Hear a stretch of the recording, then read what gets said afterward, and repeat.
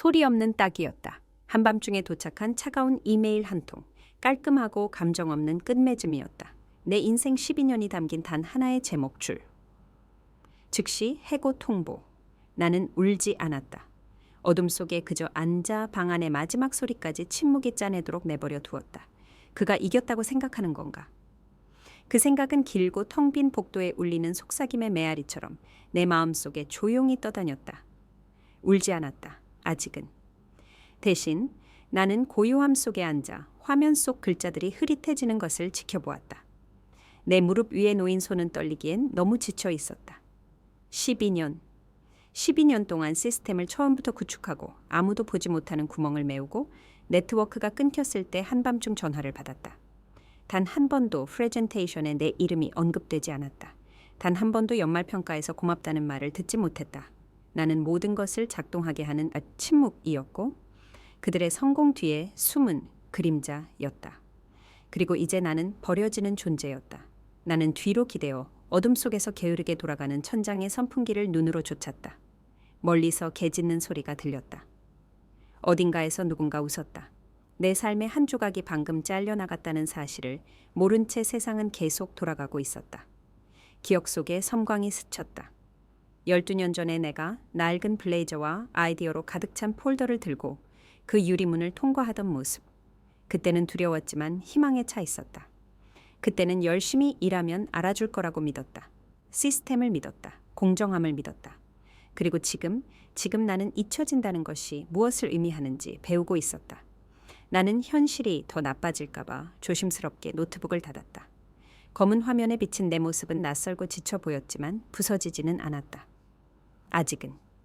왜냐하면 그 고요함 속 충격과 불신 아래에서 다른 무언가가 깨어나고 있었기 때문이다. 크지 않고 화나지 않았지만 확고한 목소리. 그리고 그 목소리는 속삭였다. 그들은 방금 자신들이 누구를 지웠는지 모른다. 그들은 내 이름을 단 한 번도 제대로 알지 못했다. 이메일에서는 내 이름을 썼다. 티켓과 통화 기록에는 태그를 달았다. 하지만 실제 결정이 내려지는 방에서 공로가 사탕처럼 나누어지는 회의에서는 나는 투명 인간이었다. 그럼에도 불구하고 그들이 손대는 모든 것, 모든 로그인, 모든 대시보드, 모든 보고서는 내가 조용히 구축한 무언가 위에서 실행되었다. 나는 시스템에 보이지 않는 심장 박동, 실패 방지 장치, 모든 것이 말이 안 될 때 그들이 찾는 단 한 사람이 되었다. 서버가 딸꾹질하고 공포가 엄습했을 때 나보다 늦게까지 남는 사람은 없었다. 나보다 일찍 출근하는 사람도 없었다. 나는 생일을 사무실에서, 기념일을 화상회의에서, 휴일을 회사 VPN을 통해 코드를 속삭이며 보냈다.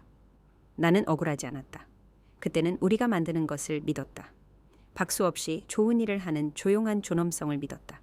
3년 전쯤 분기보고서 제출 15분 전에 전체 청구 모듈이 다운된 밤이 있었다.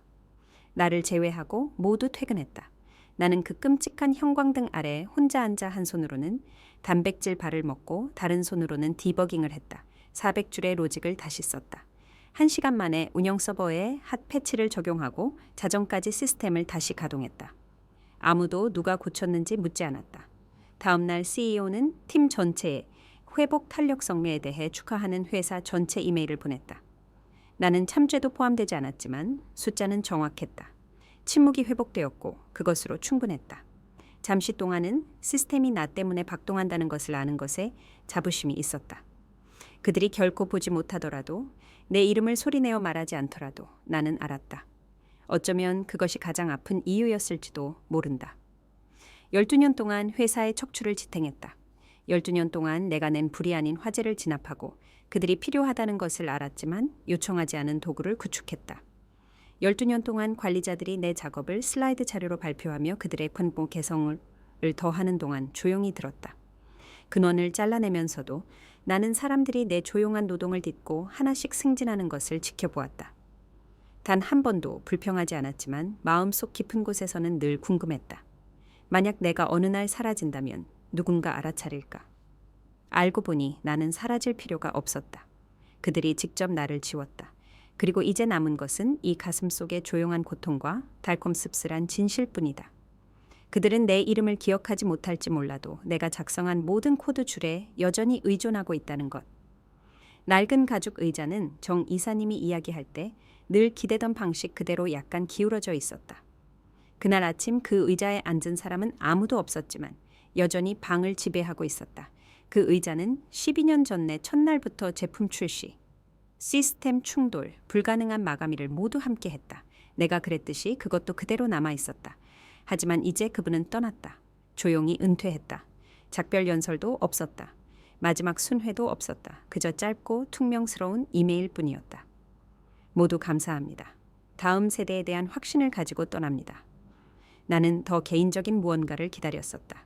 쪽지, 전환을 돕도록 가까이 머물러 달라는 어깨 두드림 같은 것. 승진은 필요 없었다. 나는 정치판을 알았지만 인계 과정을 안정시킬 기회, 백엔드 호출 명단 이상의 존재로 인정받을 기회, 그것을 환영했을 것이다. 대신 복도는 완전히 다른 무언가로 웅성거렸다. 속삭임. 처음에는 일상적이었다. 새로운 사람 온다며 정 이사님 아들 재준이라던데. 응, 재준. 맨날 테디 강연처럼 말하는 애. 나는 그 이름을 알았다. 물론 알았다. 재준. 정 이사님은 몇 년 동안 불규칙하게 사무실을 방문했었다. 항상 일정이 있었고 항상 청중이 있었으며 키가 크고 깔끔했으며 미소 짓는데 빨랐고 말을 끊는데 더 빨랐다. 그는 시스템 둘러보기 중에 내 작업 공간에 들러 내 세대의 모니터 설정을 흐긋보고는 말했다. 이 모든 것이 곧 클라우드로 갈 겁니다. 나는 침묵 속에서 그를 쳐다보았다. 내가 동의하지 않아서가 아니라 그가 시스템이 무엇을 하는지 묻지 않았기 때문이었다. 그는 그것을 이해하려 하지 않고 오직 대체하려 했을 뿐이다. 이제 그는 그 의자에 앉을 것이다. 진정한 리더십에 의해 달아진 바로 그 의자에. 발표는 아직 공식적이지 않았지만 그럴 필요도 없었다. 분위기 변화는 즉각적이었다. 효율화, 현대화, 재편성과 같은 단어들이 부서 회의에 스며들었다. 레거시 시스템 작은 질문받고 재검토되고 어느 부분이 핵심이고 어느 부분이 장식인지조차 모르는 사람들에 의해 찔러 보아졌다. 그들이 그 단어들을 말할 때 아무도 나를 똑바로 쳐다보지 않았다. 왜냐하면 내가 바로 레거시 시스템이었기 때문이다. 어느 날 오후 나는 재준이 고위 경영진과 회의하는 유리 회의실을 지나쳤다. 나는 초대받지 않았지만 잠시 멈춰 서서 들었다. 우리는 오래된 모델을 부숴야 합니다. 근본적인 변화, 자동화, 확장 가능한 아키텍처, 더 크게 생각하고 혁명을 생각하십시오. 현재 인프라에 대한 언급은 없었다. 작동하는 것. 그들이 혁명을 계획하는 동안 모든 것을 조용히 지탱해 준 것에 대한 언급은 없었다. 입사한 지 2년 정도 된 젊은 엔지니어가 지나가면서 내게 속삭였다. 그는 이걸 비디오 게임처럼 처음부터 다시 만들고 싶어 해요. 나는 고개를 끄덕였지만 내면에서는 무언가가 가라앉았다. 왜냐하면 이것은 흥분이 아니라 무모함이었기 때문이다. 그리고 아무도 날씨를 읽지 않고 있었다. 깨진 의존성, 엉망이 된 마이그레이션. 덮어씌워진 로직의 폭풍이 다가오고 있었고 아무도 지도를 보지 않았다. 그들은 내가 덧댄 쇼 단층선, 내가 아는 전 취약한 핸드쉐이크 프로토콜, 나만이 작동시킬 수 있는 음악 수동 오버라이드를 보지 못했다. 그들은 나를 전혀 보지 않았다. 위협으로도 파트너로도 보지 않았다. 그저 몇 가지 영리한 문구로 제쳐둘 수 있는 사람으로만 보았다. 그럼에도 나는 침착함을 유지했다. 패배감 때문이 아니라 더 날카로운 무언가, 즉 내 침묵이 약점으로 오해받고 있다. 는 것을 깨달았을 때. 오는 내면의 고요함 때문이었다. 시스템이 나를 대신해 말할 때까지. 왜냐하면 재준이 물려받는 것은 스타트업이 아니었기 때문이다. 그는 살아있는 유기체크를 물려받고 있었고 그는 심장이 어디에 있는지 몰랐다.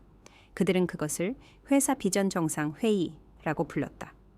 본사 웅장한 아트리움에서 높이 솟은 채광창과 가짜 낙관론 아래에서 열린 전 직원 회의였다. 접이식 의자들이 대리석 바닥을 가득 채웠다. 날렵한 프로젝터 스크린이 앞에 빛났다. 누군가의 마케팅 재생 목록에서 나오는 경쾌하고 공허하며 불쾌감을 주지 않는 음악이 흘러나왔다. 나는 평소 자리인 중간쯤에 앉았다. 앞줄은 아니었지만 슬라이드를 볼 수 있을 만큼, 긴장을 느낄 수 있을 만큼 가까이. 며칠 동안 재준이 큰 무언가를 계획하고 있으며 그의 리더십에 대한 톤을 설정할 것이고 재정렬 툰다이 있을 것이라는 소문이 돌았다. 나는 우아함을 기대하지 않았지만 다음에 일어날 일도 기대하지 않았다. 제주는 10분 늦게 무대에 올라왔다. 의상처럼 보이는 양복을 입고 자신감 넘치고 세련되었으며 우리를 구원하러 왔다고 생각하는 사람처럼 비웃었다. 그는 팀에게 인사를 하지 않았다. 누구에게도 감사하지 않았다. 그는 이렇게 시작했다. 우리가 정체된 이유에 대해 이야기해 봅시다. 방 안의 분위기가 바뀌었다. 의자가 삐걱거렸다. 사람들이 서로를 힐끗 보았다. 솔직히 말해서 이 회사는 박물관처럼 운영되어 왔습니다.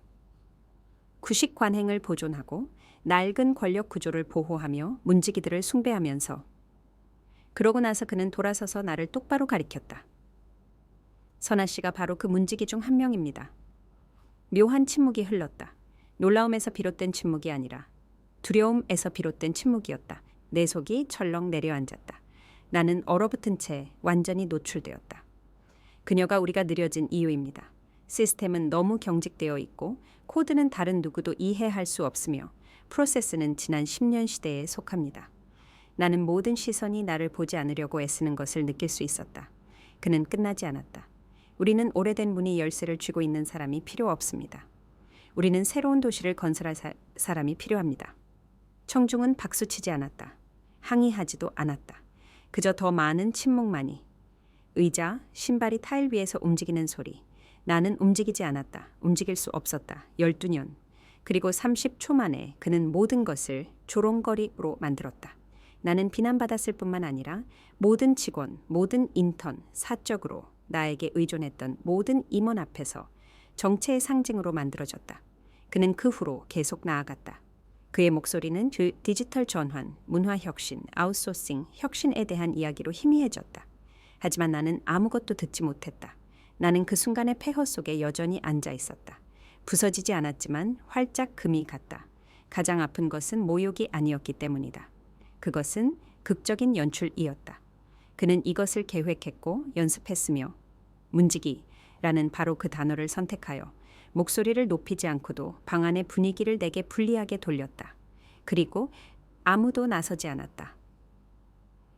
단 한 사람도 내 이름을 말하지 않았다. 내가 멘토링하여 이제 클라우드 인프라를 운영하는 엔지니어도 아니었다. 내가 주말 내내 CRM 파이프라인 전체를 재구축해준 매니저도 아니었다. 심지어 그녀가 운영 시스템을 망가뜨렸을 때 내가 한때 덮어주었던 그 여성조차도 아니었다.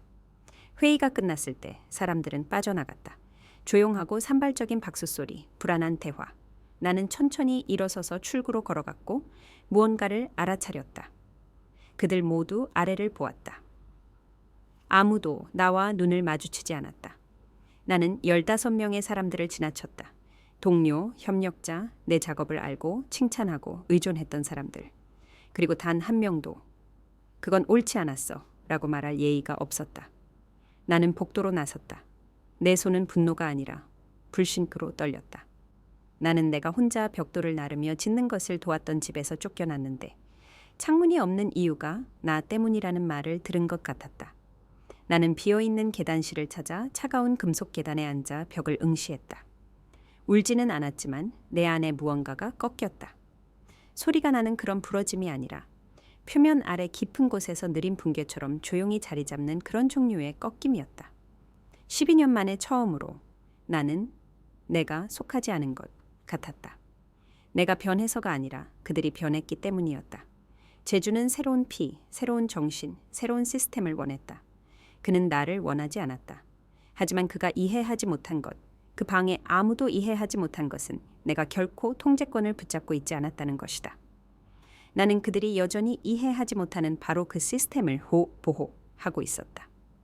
그리고 만약 그들이 그것을 뿌리째 뽑아내려 한다면 그들은 폭풍에서 살아남을 수 있는 무언가를 심을 줄 알기를 기도해야 할 것이다. 나는 기차를 타고 집으로 가는 내내 한마디도 하지 않았다. 도시가 창밖으로 흐릿하게 지나갔다. 자동차, 가로등, 낯선 사람들의 얼굴 모두 정상이었고 모두 무관심했다. 그런데도 나는 내 자신의 피부 밖으로 나온 것처럼 느껴졌다. 나는 계속해서 그의 말을 되풀이했다. 재준이 나를 마치 구식 운영 매뉴얼처럼 가리키던 방식, 아무도 반대하지 않던 방식. 내가 공개적으로, 의도적으로 지워줬는데도 여전히 아무도 내 이름을 말하지 않던 방식. 집에 도착했을 때 나는 불을 켜지 않았다. 신발도 벗지 않았다. 나는 곧장 내 아파트에서 항상 내 것이었던 작은 구석으로 걸어갔다. 작업대, 어둠 속에서 부드럽게 윙윙거리는 오래된 서버 장치. 한성에 아무도 존재를 몰랐던 개인 터미널. 나는 개인 노트북의 뚜껑을 열었다. 화면이 조용히 익숙하게 켜졌다. 화려함도 필터도 없었다. 그저 코드줄, 며칠 동안 내가 들었던 어떤 사람의 목소리보다 더 정직하게 느껴지는 로직 줄뿐이었다. 시스템이 내 앞에 펼쳐졌다. 진짜 시스템. 투자자들에게 보여주기를 좋아했던 세련된 대시보드가 아니었다. 재준이 대충 훑어보았을 정적인 다이어그램이 아니었다. 이것은 백본이었다. 회사 내 아무도 우리가 5년 후에 무엇을 필요로 할지 이해하기 훨씬 전에 내가 처음부터 구축했던 날것의 프레임워크였다. 중복 로직 레이어, 조용한 점검, 문제가 발생하지 않는 한 그들이 결코 눈치채지 못할 조건부 플래그가 있는 실패 방지 장치. 그리고 그것은 모두 여전히 살아있었고 내가 쏟아부었던 모든 잠 못 이루는 밤의 숨결로 여전히 박동하고 있었다. 그들은 그것이 존재하는 줄 몰랐다. 이처럼은 아니었다. 왜냐하면 나는 그들에게 콩 전체 지도를 준 적이 없기 때문이다. 자부심 때문이 아니라 이 보호 때문이었다. 나는 위험을 알았다. 나는 회사들이 어떻게 그들의 제국을 건설한 손길을 잊어버리는지 보았다. 시스템이 그것을 유지하는 인간에 대한 관심 없이 어떻게 이해할 수 없을 정도로 확장되도록 강요되는지 보았다. 그래서 나는 안전 밸브, 윤리적 지연, 압력해서만 활성화되는 소프트 브레이크를 작성해 넣었다. 그들이 현대화에 서두르면서 풀려고 하는 그런 종류의 압력처럼. 이것은 태엽이 아니었다. 나는 함정을 설치하지 않았다. 나는 진실계를 심었다. 그리고 이제 내 코드를 응시하면서 나는 이 순간까지 나 자신에게 허락하지 않았던 무언가를 깨달았다. 분노. 크지 않고 무모하지 않았지만 느리게 타오르고 통제되는 배신 후에 오는 그런 종류의 분노. 나는 충성했고 헌신했다. 나는 수년, 생일, 주말을 희생했다. 나는 그 시스템을 살아있는 생명체처럼 보호했다. 그리고 그것이 진화할 때가 왔을 때 그들은 나를 앞으로 이끌도록 초대하지 않았다. 그들은 나를 dead weight라고 불렀다. 그리고 그 순간 내 안에 무언가가 바뀌었다. 나는 돌아가지 않을 것이다. 묻기 위해서도 구걸하기 위해서도 내 가치를 증명하기 위해서도 아니다. 왜냐하면 내 가치는 이미 이 아키텍처의 모든 줄에 이제 재준팀이 이해하지 못하는 미로 속을 헤매면서 조용히 작동하기 시작할 모든 안전장치에 쓰여 있기 때문이다. 나는 탄력성을 위해 코딩했고 복종을 위해 코딩하지 않았다. 나는 이해될 때만 작동하는 오용, 자만, 무지로부터 스스로를 보호하는 시스템을 구축했다. 나는 3년 전에 삽입했던 적응형 라우팅 로직의 특정 모듈 하나를 응시했다. 그것은 똑똑했을 뿐만 아니라 윤리적이었다. 그것은 내부센터 공정성 정책을 위반하는 주문을 일시 중지했고 차별적 패턴을 표시하면 쿼리를 다시 라우팅했다. 제주는 그것을 비효율적이라고 부르며 비활성화할 것이다. 그리고 그렇게 함으로써 그는 단순한 코드 이상을 깨뜨릴 것이다. 그는 신뢰를 깨뜨릴 것이다. 하지만 나는 그를 막지 않을 것이다. 나는 개입하지 않을 것이다. 왜냐하면 이제 나는 침묵의 힘을 이해했기 때문이다. 나는 아무것도 무너뜨릴 필요가 없었다. 나는 그저 뒤로 물러서야 했다. 내가 조용히 감사 없이 구축한 기반이 그들의 부주의한 무게 아래에서 조용히 무너지기 시작하도록 내버려 두어야 했다. 복수심 때문이 아니라 진실 때문에. 그들이 배우려고도 하지 않은 바로 그 시스템에 내재된 진실. 그들은 지연, 고장, 설명할 수 없는 서비스 중단을 보게 될 것이고. 왜? 그럴까 궁금해할 것이다. 수년 동안 완벽하게 실행되었던 플랫폼이 왜 이제 산산조각 나는지. 그리고 그들 중 일부는 단지 일부는 나를 기억할 것이다. 감사함이 아니라 인정과 함께. 침묵은 약점이 아니기 때문이다. 그것은 선택이다. 그것은 정확성이다. 그리고 내가 아무도 이해하려고 하지 않은 시스템을 12년 동안 작성하면서 배운 것이 있다면 때로는 가장 큰 메시지는 네 목소리를 필요로 하지 않는 메시지라는 것이다. 첫 번째 균열은 인쇄 일제에 나타났다.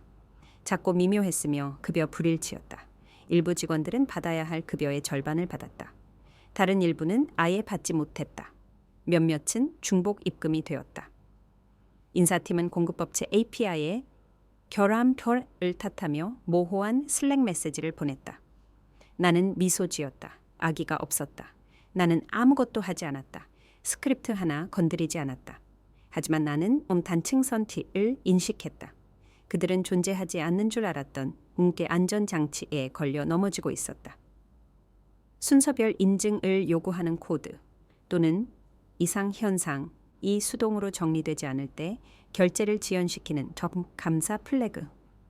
그들은 나를 제거했지만 내 로직은 그대로 남겨두었다. 5째 날이 되자 고객들이 불만을 제기했다. 지원 티켓이 쌓였다. 이메일이 도착하지 않았다. 구매 확인이 지연되거나 누락되었다. 주문이 이행되지 않았다. 콜센터 시스템은 대화 도중에 지연되거나 멈추기 시작했다. 상담원들은 재부팅하고 다시 로그인하고 다시 시작했지만 아무것도 유지되지 않았다. 그들은 백업으로 전환하려고 시도했다. 그 백업도 내가 만들었다. 태업을 위해서가 아니었다. 절대 아니었다. 하지만 그것들은 내 머릿속에 있는 로직치도 없이는 작동하도록 설계되지 않았다. 그것들은 고장나지 않았다. 그저 오해되었을 뿐이다. 그러고 나서 7째가 되었다. 창고 시스템이 다운되었다. 재고는 스캔 도중에 멈췄다. 바코드 입력은 오류를 반환했다. 배송이 중단되었다. 물류팀은 존재조차 모르는 스크립트를 재정의하려고 애썼다. 누군가 나는 재준이라고 추측한다. 전체 재설정, 명령을 내렸다. 바로 그 순간 모든 것이 무너졌다. 6개월간의 거래 기록이 사라졌다. 깨끗하게 지워졌다. 나는 혼란을 듣기 위해 건물 안에 있을 필요가 없었다. 소셜미디어의 침묵이 많이 하는 것을 말해 주었다. 자동 마케팅 이메일의 부재, 고객 대면 공지사항의 절박한 어조. 현재 기술적인 어려움을 겪고 있습니다. 번역. 우리는 가연성인 줄 몰랐던 숲에 성냥불을 붙였습니다. 나는 발코니에 앉아 커피 한 잔을 손에 들고 해가 지는 것을 지켜보았다. 축하하는 것도 아니었다. 의기양양한 것도 아니었다. 그저 지켜보고 있었다. 나는 12년 동안 그 시스템을 더 똑똑하게, 더 강하게 스스로 수정하도록 만들었다. 하지만 제대로 안내될 때만 그랬다. 그것은 눈먼 손을 위해 만들어지지 않았다. 그리고 이제 그들은 그 사실을 힘들게 배우고 있었다. 나는 만족감, 어쩌면 복수심을 느낄 것이라고 생각했지만 대신 고요함을 느꼈다. 나는 이미 잃어버린 것을 애도했다. 내 존엄성, 내 경력, 그 회사에서의 내 자리. 그것은 재준이 모두 앞에서 나를 가리킨 날 일어났다. 이것은 복수가 아니었다. 이것은 중력이었다. 그리고 재준, 그는 깨닫기도 전에 절벽에서 걸어 내려갔다. 나는 그의 유리 사무실에서 그가 소매를 걷어붙이고 땀을 흘리며 자신이 구축하지 않은 것을 고치기엔 너무 주니어인 엔지니어들에게 소리치고 유행어와 청구서 외에는 아무것도 제공하지 않는 컨설턴트들에게 전화하는 모습을 상상했다. 이사회는 격노하고 투자자들은 불안해하고 마감일은 놓치고 신뢰는 산산조각 났을 것이다. 그리고 나는 손가락 하나 까딱하지 않았다. 그것이 바로 아이러니였다. 나는 방역할 필요가 없었다. 해킹하거나 태업하거나 유출할 필요가 없었다. 시스템이 나를 대신해 말했고 그것은 컸다. 그 전 직원 회의에서 내가 할 수 있었던 어떤 변호보다 더 컸다. 어떤 이력서나 추천서보다 더 컸다. 그들이 지금 직면하는 모든 실패, 모든 충돌, 지연, 잃어버린 원은 그들이 배우려고도 하지 않은 언어의 문장이었다. 내가 말했잖아 라고 말할 필요가 없었다. 내가 구성했던 로그가 그들이 읽지 않고 지워버린 로그가 그렇게 했다. 그리고 이 모든 것 아래에서 나는 이상한 슬픔을 느꼈다. 왜냐하면 나는 단지 시스템만 구축한 것이 아니었기 때문이다. 나는 신뢰를 구축했지만 그들은 그것을 파괴했다. 단지 나의 신뢰뿐만 아니라 신뢰성에 의존했던 고객, 직원, 파트너들의 신뢰까지 이제 그것이 카드집처럼 무너지는 것을 지켜보고 있었다. 이것은 단지 재준의 몰락이 아니었다. 이것은 내가 한때 믿었던 장소의 붕괴였다. 나는 커피를 홀짝였고 하늘은 짙은 주황색으로 변해갔다. 그리고 멀리서 나는 빨간색으로 깜박이는 읽지 않은 경고들이 쌓이는 것을 상상했다. 그들은 여전히 나를 보지 못했지만 나를 느끼기 시작하고 있었다. 그리고 곧 그들은 이해하게 될 것이다. 헤드라인은 천둥처럼 터져나왔다. 한성 시스템 붕괴, 작동 방식 아는 이 아무도 없어. CEO의 도박 역효과, 인프라 해체. 그녀가 망가뜨린 것이 아니다. 그저 걸어 나갔을 뿐. 처음에는 피하려고 했다. 뉴스 알림을 음소거하고 탭이 로드되기 전에 닫았다. 내받은 편지함에 쌓이는 메시지를 무시했지만 호기심에는 발톱이 있었다. 이틀째가 되자 나는 더 이상 외면할 수 없었다. 이야기는 입소문을 탔다. 내부 이메일에서 시작된 유출, 누군가 제준의 재설정 명령에 대한 된 공황 상태. 스레드를 전달한 것이 기술 블로그, 링크드인 포럼, 그리고 결국 주류 언론 전체로 폭발했다. 그들은 모두 같은 질문을 했다. 회사가 시스템에 200억 원을 썼는데 왜 오직 한 사람만이 그것을 이해했을까? 그 한 사람이 바로 나였다. 내 이름이 댓글 섹션, 그룹 채팅, 심지어 투자자 그룹에서도 나타났다. 때로는 오타가 나기도 하고 때로는 써나로 줄여지기도 했지만 나는 거기에 있었다. 갑자기 그들이 불러내고 싶어하는 유령처럼 속삭여졌다. 한 전직 제품 관리자의 스레드에는 이렇게 쓰여 있었다. 선아는 우리 제품 출시가 멈추지 않도록 밤새도록 일하곤 했다. 그녀는 공로를 요구하지 않았다. 이제 시스템이 무너지고 있고 그녀를 내쫓은 CEO는 숨어 있다. 또 다른 더 입소문이 난 댓글. 그녀는 아무것도 방해하지 않았다. 그저 손을 떼었을 뿐인데 그들은 기계가 그녀의 손길 없이는 작동하지 않는다는 것을 깨달았다. 나는 이 문장을 2번, 어쩌면 10번 읽었다. 비현실적으로 느껴졌다. 수년 동안 나는 배경 소음이었다.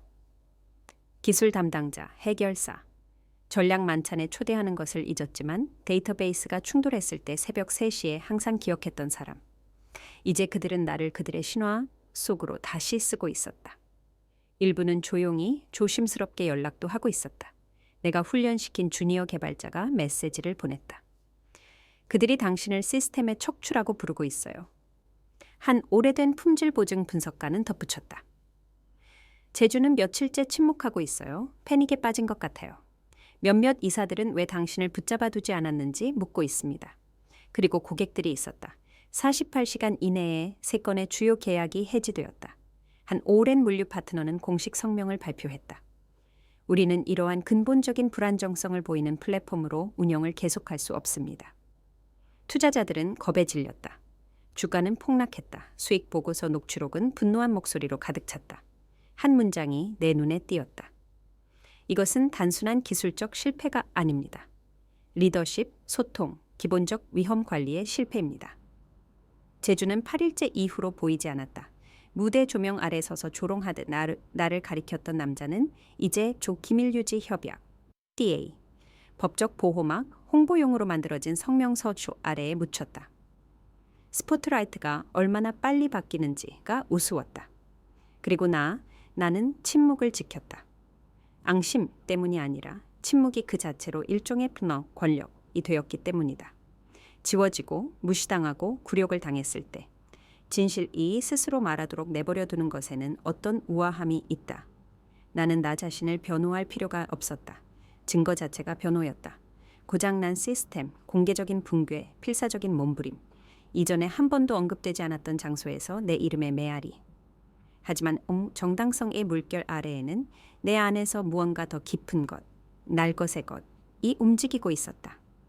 수년 동안 나는 그 시스템의 무게를 지고 내 가치는 눈에 보일 필요가 없다고 믿었다. 존엄성이란 조용히 머물고 열심히 일하며 박수를 요구하지 않는 것을 의미한다고. 이제 나는 침묵이 우아함일 수 있다는 것을 깨달았다. 하지만 그것은 또한 분노일 수도 있다. 그리고 이것은 컴백이 아니었다. 이것은 숨을 내쉬는 것이었다. 12년 동안의 긴장, 모든 것을 함께 지탱하면서도 눈에 띄지 않았던 것에 대한 해방. 특히 한 기사가 내 마음을 꿰뚫었다. 코드와 사람을 이해하는 것이 분명한 한 기자가 그들이 대체하려 했던 여성은 바로 아키텍처 그 자체였다. 라는 제목의 장문의 기사를 썼다. 마지막 단락에는 이렇게 쓰여 있었다. 선아는 회사를 방해할 필요가 없었다. 그녀는 그저 그것을 붙잡는 것을 멈췄을 뿐이다. 침묵은 복수가 아니었다. 그것은 중력이었다. 나는 노트북을 닫았다. 몇 주 만에 처음으로 평화와 같은 무언가를 느꼈다. 승리감도 자부심도 아니었다. 난파선이 보이고 태양이 다시 떠오를 폭풍 후에 오는 그런 종류의 평화였다. 나는 부서지지 않았다. 그들이 부서졌다. 그리고 그들은 주춧뚜뚜를 밀어냈다는 것을 깨닫지 못한 채 자신들이 만든 폐허 속에서 살아야 할 사람들이었다. 메시지는 새벽 2시 16분에 왔다. 선아, 제발 돌아와 줘. 원하는 게 뭔지 말만 해줘. 재준. 나는 그것을 꼬박 1분 동안 응시했다. 화면이 침실의 어둠 속에서 희미하게 빛났다. 잠 못 이루는 눈에 익숙한 푸른빛의 따끔거림. 나는 답장하지 않았다. 움직이지도 않았다. 한때는 그런 메시지가 나를 흔들었을 것이다. 수년간 학습된 복종, 해결사, 배경 속에 조용한 구원자가 되는 것을 촉발했을 것이다. 하지만 지금은 아니다. 이제 나는 그저 휴대폰을 뒤집어 놓고 침묵이 돌아오도록 내버려 두었다. 다음 며칠 동안 문자가 늘어났다. 재준의 어조는 긴급함에서 사과로 그리고 절박함으로 바뀌었다. 우리는 계약을 잃고 있어요. 감사는 우리가 존재조차 몰랐던 구멍들을 노출시키고 있어요. 핵심 로직 트리를 아무도 이해하지 못해요. 심지어 해외 컨설턴트들도. 그는 런던에서 한 팀, 싱가포르에서 또 다른 팀을 불러들였다. 긴 이력서와 더 큰 자아를 가진 사람들. 그들은 시스템을 해부하고 로그를 검토하고 이미 무너지기 시작한 것을 안정시키기 위해 실타래를 풀고 또 풀었다. 하지만 나는 그 프레임워크를 일기에 살아있는 유기체처럼 설계했다. 그것은 부적절하게 접촉될 때 적응하고 보호하고 저항했다. 라디오 침묵 5째 날 나는 그에게서 마지막 메시지를 받았다. 제목 없이 그저 음성 메모 하나. 나는 그것을 재생하지 않으려 했지만 내 안에 무언가가 깜빡였다. 아마도 호기심. 어쩌면 마무리? 나는 들었다. 그의 목소리는 내가 들어본 적 없는 낮은 목소리였다. 쉬어 있었다. 내가 당신을 병목 현상이라고 했죠. 그 시대의 일꾼. 우리를 가로막는 누군가라고. 하지만 이제 알겠습니다. 지형을 이해하지 못한 것은 바로 나였고 이제 당신만이 진정으로 매핑했던 곳으로 팀을 이끌고 있습니다. 그가 잠시 멈췄다. 그들은 당신을 문지기라고 불렀죠. 나는 당신을 구식이라고 불렀습니다. 하지만 잠긴 방으로 걸어 들어가 열쇠를 던져버린 사람은 바로 나였습니다. 당신은 아무것도 망가뜨리지 않았습니다. 그저 뒤로 물러섰을 뿐이고 이제 나는 이 출혈을 멈출 수 없습니다. 그의 목소리가 살짝 갈라졌다. 그리고 침묵, 딸깍 소리. 메시지는 끝났다. 나는 움직이지 않고 앉아 있었다. 복수심 때문이 아니라 이 앙심껏 때문이 아니라 그에게 줄 것이 아무것도 남아있지 않았기 때문이다. 나는 충성심, 일관성, 안정성을 제공했다. 그는 굴욕감으로 답했다. 그리고 이제 그는 구조를 원했지만 일부 폐허는 재건되도록 의도되지 않았다. 일주일 후 전 동료가 나에게 사진 한 장을 보냈다. 재준이 한때 모두 앞에서 나를 비난했던 그 큰 유리 회의실에 혼자 앉아 있는 사진이었다. 이제 그는 팔꿈치를 테이블에 대고 앞으로 구부정하게 앉아 빨간색 오류 화면 벽을 응시하고 있었다. 이미지 아래의 캡션은 의심할 여지 없이 한성 내부의 누군가에 의해 유출된 것이었다. 그녀를 문제라고 불렀지만 아무도 필요로 하지 않은 것은 나인 것으로 밝혀졌다. 이야기는 빠르게 퍼졌다. 스크린샷, 밈, 리더십, 자만심, 조용한 힘을 무시하는 숨겨진 비용에 대한 논평들, 그리고 여전히 나는 아무 말도 하지 않았다. 유혹받지 않아서가 아니라 내가 필요했던 모든 것을 이미 말했다고 느꼈기 때문이다. 내가 남긴 코드를 통해 부주의한 손에 복종하기를 거부하는 여전히 내 로직으로 박동하는 아키텍처를 통해 멀리서 붕괴를 지켜보는 것에는 이상한 평화가 있었다. 그가 고통받는 것을 보고 싶어서가 아니었다. 그러지 않았다. 하지만 일단 진실이 내가 그것을 밀어붙일 필요 없이 중앙 무대를 차지했기 때문이었다. 오랫동안 나는 생존하는 유일한 방법은 작게, 눈에 띄지 않게 머무는 것이라고 생각했다. 다른 사람들이 말하게 하고 그들이 공로를 가져가게 하고 결국 누가 불을 켜두었는지 기억할 것이라고. 하지만 이제 불은 꺼졌다. 그리고 어둠이 내렸을 때 그들이 무시했던 단 한 사람이 그들이 찾는 유일한 사람이 되었다. 내가 요구해서가 아니라 내가 구축한 시스템이 나 없이는 작동하기를 거부했기 때문이다. 그것이 아이러니였다. 재주는 나를 지우려고 했지만 그렇게 함으로써 나를 좀 잊을 수 없는 존재로 만들었다. 대부분의 징벌리 그렇듯이 그것은 온 속삭임으로 시작되었다. 내부 메모, 익명 출처, 추적 불가능하지만 부인할 수 없는. 마지막 충돌 일주일 후 모 회사는 독립조사단을 파견했다. 내부 인사팀도 우호적인 감사팀도 아니었다. 진짜 조사관들. 냉정하고 임상적이며 변명에는 전혀 관심이 없었다. 그들은 콜센터 직원부터 엔지니어까지 모두를 인터뷰했다. 재준이 유럽에서 데려온 엔지니어들까지. 그들은 액세스 로그를 뽑아냈고 백업 시스템을 파헤쳤고 몇 달간의 경영진 결정을 분석했다. 심지어 슬랙 기록 타임스탬프를 추적했다. 재설정, 재정예, 그리고 더 비난할 만한 문지기와 같은 용어가 표시된 메시지 삭제를 확인했다. 오래 걸리지 않았다. 4일 이내에 예비 보고서가 유출되었다. 경영진 권한 남용, 공개적인 인신공격적 비방, 시스템 관리의 중대한 과실, 그리고 이 모든 것 아래 하나의 잔혹한 문장이 눈에 띄었다.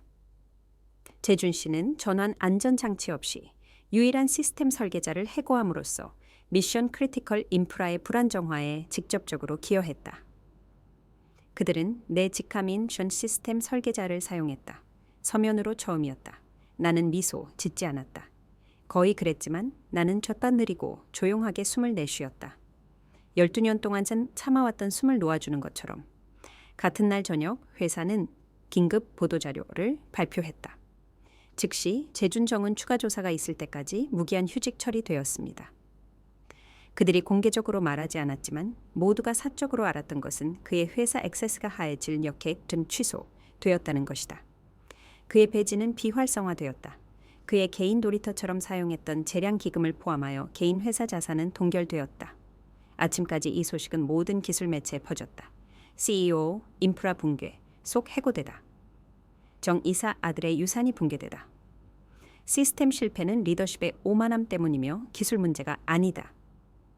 하지만 나에게 가장 인상 깊었던 헤드라인은 덜 알려진 격렬하게 독립적인 비즈니스 칼럼에서 나왔다. 그는 주춧돌을 잊었다. 재주는 건축가를 조롱함으로써 집을 현대화하려고 했다. 그러나 주춧돌이 없는 성은 비를 기다리는 모래에 불과하다. 나는 그가 한밤중에 보낸 해고 이메일을 처음 열었던 바로 그 자리에서 같은 소파, 같은 고요함 속에서 단어 하나하나를 천천히 읽었다. 하지만 지금 그곳에 앉아있는 여성은 달랐다. 나는 승리감을 느끼지 않았다. 해결됨을 느꼈다. 왜냐하면 이것은 복수가 아니었기 때문이다. 이것은 모든 것을 어떤 균형으로 되돌리는 중력이었다. 그들은 나를 교훈적인 이야기로 만들려고 했다. 대신 나는 촌 조직도에서 이름을 지울 수는 있지만 그 이름이 남긴 아키텍처는 삭제할 수 없다는 증거가 되었다. 건축가를 해고할 수는 있지만 기둥은 여전히 그녀의 청사진을 지니고 있다. 이후 며칠 동안 이상한 일이 일어나기 시작했다. 전 동료들이 연락하기 시작했다. 도움을 요청하거나 나를 다시 끌어들이기 위해서가 아니라 사과하기 위해서였다. 조용하고 어색한 메시지들, 아트리움에서 외면했던 사람들, 나서지 않았던 사람들. 그가 당신에게 굴욕을 주었을 때 제가 뭔가 말했어야 했어요. 잘못된 것인 줄 알았지만 두려웠어요. 당신은 그럴 자격이 없었어요. 나는 그들 대부분에게 답장하지 않았다. 잔인함 때문이 아니라 이미 그런 말들이 필요하지 않은 단계를 넘어섰기 때문이다. 나는 평화를 찾았다. 다시 보이는 것에서가 아니라 중요하기 위해 그들의 허락이 필요 없었다는 것을 아는 것에서. 반면에 재주는 사라졌다. 링크드인 업데이트도 없고 컨퍼런스 초대도 없었다. 소송, 환수, 공급업체 계약 처리 및 승인되지 않은 예산 초과에 대한 조사 소문이 돌았다. 이름이 통화 가치를 잃었을 때 침묵이 얼마나 빨리 뒤따르는지 놀랍다. 그리고 여전히 나는 단 한 번도 의기양양해하지 않았다. 나는 문서를 유출하지 않았다. 인터뷰도 하지 않았다. 폭로 기사를 쓰지도 않았다. 왜냐하면 진실이 이미 충분히 크게, 충분히 깨끗하게 말했기 때문이다. 그의 몰락은 내가 한 일이 아니었다. 그것은 자신의 무게였다. 제어되지 않고 부풀려진 무게가 안으로 무너진 것이었다. 그는 자신이 폭풍이라고 생각했다. 하지만 그는 그의 발밑에 있는 단층선을 결코 보지 못했다. 그리고 나도 폭풍이 아니었다. 나는 그가 무시한 땅의 설계자였다. 고요한 아침이었다. 극적인 것도 없었다. 폭풍도 헤드라인도 없었고 그저 커피 머신의 윙윙거리는 소리와 부엌 블라인드를 비추는 햇빛뿐이었다. 나는 아무것도 기다리는 것을 멈췄다. 이력서를 다시 작성하지 않았다. 구인 게시판을 스크롤하지 않았다. 다음 장을 억지로 만들어내려고 하지 않았다. 그때 이메일이 왔다. 제목: 새로운 미래를 논의하기 위한 초대. 엘레나 로이스, 테크노바 그룹 CEO. 나는 그것을 한번 읽고 천천히 조심스럽게 다시 읽었다. 선아 씨, 저희는 한성 상황을 가십이 아니라 통찰력을 얻기 위해 면밀히 따랐습니다. 당신의 침묵은 어떤 기조연설보다 더 크게 말했습니다. 우리는 당신의 코드를 원하지 않습니다. 우리는 당신의 정신을 원합니다. 우리는 당신에게 완전한 자율성을 가진 최고 기술 책임자 CTO 역할을 제안합니다. 당신의 유일한 조건은 당신의 감독해 있는 어떤 엔지니어도 다시는 무명으로 남지 않으리라는 것입니다. 우리는 이름을 지우지 않습니다. 우리는 그들을 존중합니다. 나는 의자에 기대앉아 놀랐다. 기쁘지도 의심스럽지도 않았고 그저 감동받았다. 왜냐하면 그들이 나에게 프로젝트나 급여 구간을 제안한 것이 아니었기 때문이다. 그들은 한성의 누구도 결코 하지 않았던 무언가를 제안했다. 존중. 내가 구축한 시스템에 대한 존중이 아니라 내가 생각하는 방식에 대한 존중이었다. 그 역할은 상징적인 것 이상이었다. 테크노바는 깨끗한 실행, 투명한 아키텍처, 지적 공로에 대한 진보적인 입장으로 유명했다. 그들의 시스템은 화려해서가 아니라 존엄성 위에 구축되었기 때문에 작동했다. 엘레나는 항상 달랐다. 나는 몇 년 전 컨퍼런스에서 그녀를 잠깐 만났었다. 그녀는 유행어나 직함에 관심이 없었다. 그녀는 레거시 코드를 대체하기 위해서가 아니라 이해하기 위해 물었다. 이제 그녀는 나에게 자시 없이 게임 없이 이끌 공간을 제공하고 있었다. 답장하는데 1시간이 걸렸다. 내가 망설여서가 아니라 내 대답이 무게를 갖기를 원했기 때문이다. 나는 썼다. 감사합니다, 엘레나. 저만의 조건으로 수락하겠습니다. 모든 엔지니어의 이름이 그들이 기여하는 모든 빌드에 나타나야 합니다. 만약 우리가 지속 가능한 무언가를 구축할 것이라면 우리는 코드베이스에 가시성을 구워서 구축합니다. 더 이상 시스템을 살려두는 조용한 유령은 없습니다. 그녀의 답장은 몇 분 안에 왔다. 동의합니다. 우리는 단순히 CTO를 고용하는 것이 아닙니다. 우리는 청사진을 재구축하고 있습니다. 그리고 그렇게 분위기가 바뀌었다. 내가 어깨로 돌아가서가 아니라 한때 그림자 속에서 공로를 기다리던 같은 여성으로 돌아가지 않았기 때문이었다. 이번에는 나는 침묵 속에서 코딩하는 것이 아니었다. 나는 의도를 가지고 이끌고 있었다. 첫 팀 회의는 초현실적이었다. 화면에 30명의 엔지니어, 대부분 나보다 어렸고 일부는 눈에 띄게 긴장했다. 그들은 내가 누구인지 알았다. 이제 이야기는 코드보다 더 빨리 퍼진다. 하지만 그들이 몰랐던 것은 내가 구원자가 되기 위해 거기에 있는 것이 아니라는 것이었다. 나는 공간을 비워주기 위해 거기에 있었다. 나는 간단한 슬라이드 하나로 시작했다. 단 하나의 문장. 당신이 그것을 구축했다면 당신의 이름은 그 위에 남아 있습니다. 채팅창이 켜졌다. 몇 번의 끄덕임, 조용한 환호. 한 주니어 개발자가 나에게 개인적으로 메시지를 보냈다. 입사 이후 처음으로 제가 보이는 것 같아요. 그리고 그때 깨달았다. 내가 한성에서 잃은 것은 단지 직업이 아니었다. 그것은 조용히 꾸준히 좋은 일을 하는 것이 언젠가 충분할 것이라는 믿음이었다. 하지만 난 충분할 수 있다. 그저 올바른 토양이 필요할 뿐이다. 테크노바께서 우리는 한성의 망가진 제국을 재건하지 않았다. 우리는 그 새로운 무언가를 시작했다. 깨끗하고 공로가 인정되며 협력적인. 첫 번째 주요 배포는 On Phoenix라고 명명되었다. 내 아이디가 아닌 다른 사람의 아이디어였다. 하지만 나는 그것을 보았을 때 미소 지었다. 왜냐하면 그들이 내가 구축한 것뿐만 아니라 내가 견뎌낸 것을 이해했기 때문이다. 불타오름, 추락, 침묵, 그리고 이제 비상. 나는 더 이상 헤드라인이 필요 없었다. 재준의 사과도 필요 없었다. 나에게는 훨씬 더 희귀한 무언가가 있었다. 아키텍처와 건축가를 보는 팀. 그리고 이번에는 주춧돌은 우리 모두의 이름을 지니고 있었다. 당신은 단지 시스템을 재구축하는 것이 아니라 사람들이 시스템에 대해 생각하는 방식을 재구축하는 것이다. 내가 처음 제메 테크노바의 새로운 개발 센터로 들어섰을 때 벽에서는 여전히 새 페인트 냄새가 났고 케이블은 바닥을 통해 반쯤 깔려 있었다. 나는 오랫동안 느끼지 못했던 무언가를 느꼈다. 가능성. 통제나 구원이 아니라 변화에 대한 가능성. 진정한 문화적 변화. 우리는 더 나은 코드를 작성하기 위해 여기에 있는 것이 아니었다. 우리는 더 잘하는 코드를 작성하기 위해 여기에 있었다. 내가 직접 고른 팀은 최고 수준의 이력서나 명문대 출신 스타들로 구성되지 않았다. 그것은 관찰자들, 조용한 파괴자들, 간과되거나 지나쳐지거나 너무 주니어, 너무 조용하다, 리더십감이 아니다 라고 분류된 엔지니어들로 구성되었다.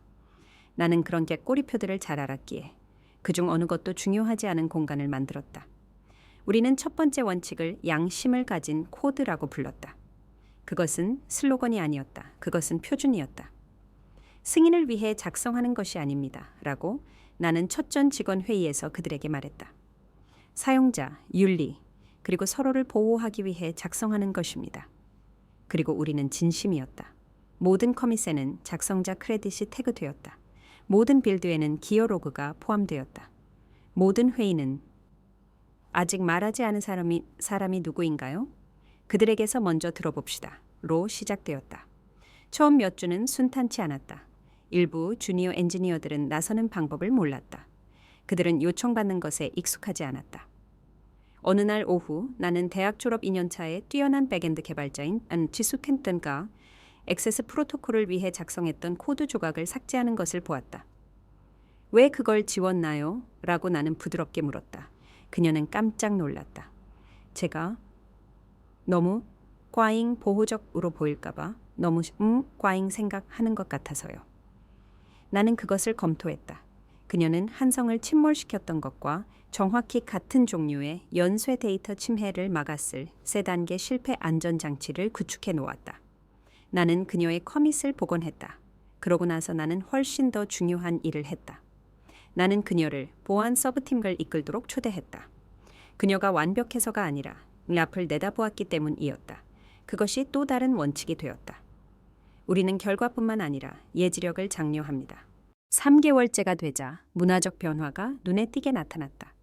엔지니어들은 요청받기 전에 안전장치를 제안하기 시작했다. 그들은 단순히 무엇을 했는지가 아니라 왜 그렇게 했는지에 대한 이야기처럼 문서를 작성했다. 그리고 가장 혁명적인 것은 우리는 느낄 수 있는 시스템을 설계하기 시작했다는 것이다.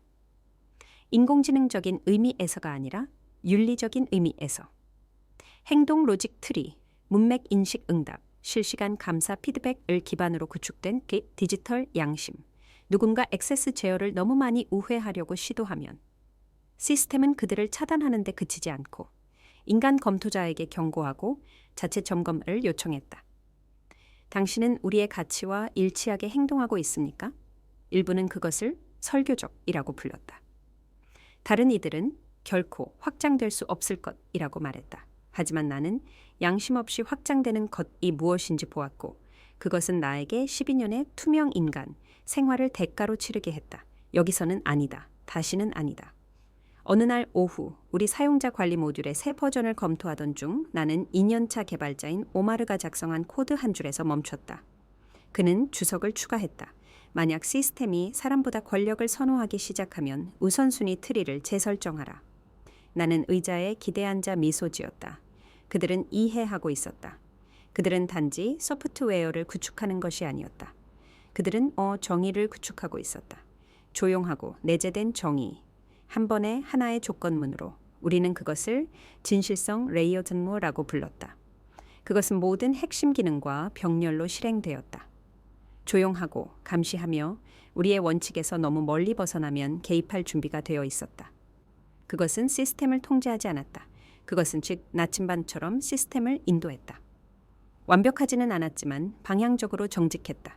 우리가 이 가치들로 완전히 구축된 첫 번째 제품을 출시했을 때 그것은 화려하지 않았다. 입소문, 나는 출시 파티도, 대담한 약속도 없었다. 그저 변경 로그 상단에 있는 하나의 메시지뿐이었다. 이것은 시스템이 단지 강력한 자에게 봉사하는 것이 아니라 취약한 자를 보호해야 한다고 믿는 사람들에 의해 작성되었습니다.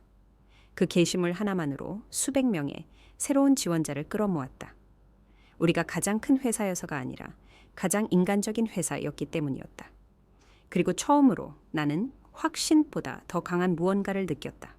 희망을 느꼈다. 나 자신이 아니라 차이를 만들기 위해 서버실에 숨을 필요가 없는 다음 세대 엔지니어들을 위한 희망이었다. 왜냐하면 이제 그들은 이름과 양심과 배려로 구축된 무언가의 일부였기 때문이다.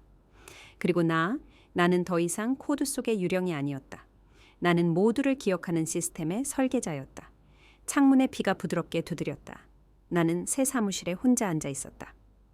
소음도 긴급함도 없이 그저 시스템이 순조롭게 작동하는 윙윙거리는 소리와 화려함 없이 펼쳐지는 미래의 부드러운 박동만이 있었다. 나는 습관적으로 필요해서가 아니라 의자에 기대어 터미널을 열었다. 인터페이스는 이제 달랐다. 더 날렵하고 더 깨끗했다. 하지만 아카이브 깊은 곳에는 익숙한 무언가가 있었다. 10년도 더 전의 코드 문자열. 손대지 않은 채 여전히 온전한. 그것은 내가 한성을 위해 작성했던 첫 줄 중 하나였다. 그때 나는 여전히 눈이 휘둥그레졌고 올바르게 하는 것이 충분할 것이라고 믿었다. 복잡하지 않았다. 아키텍처를 혁신하지도 않았다. 하지만 그것은 나의 것이었다. 그리고 함수 바로 위의 주석 섹션에 나는 거의 아무도 보지 못했던 무언가를 입력했었다. 침묵시키는 시스템이 아니라 봉사하는 시스템을 작성하라. 숨이 막혔다. 내가 그것을 썼다는 것을 기억하지 못했지만 지금 그것을 읽으니 그것은 내가 미래의 나 자신에게 남긴 메시지처럼 느껴졌다. 다른 사람들이 그러지 않았을 때조차 내가 무엇이 중요한지 항상 알고 있었다는 알림. 나는 재준을 벌할 필요가 없었다. 한성을 파괴할 필요도 없었다.